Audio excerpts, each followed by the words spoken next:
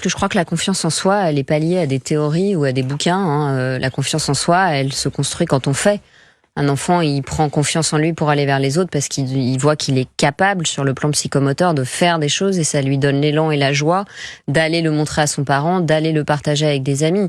Mais en fait, un être humain qui ne fait pas, c'est un être humain qui ne peut pas prendre confiance en lui. Donc quand on se dépasse, quand on se met des objectifs qui sont a priori un petit peu impossibles ou un petit peu compliqués maintenant, on construit un chemin, donc on fait quelque chose. Donc évidemment, on a un gain de confiance en soi qui est immense.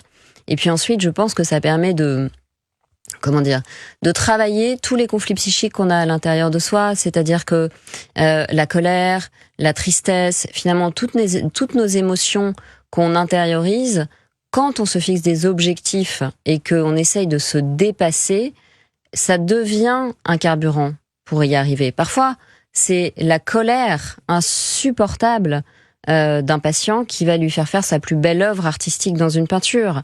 Les plus beaux poèmes de Victor Hugo, il les écrit après la mort de sa fille.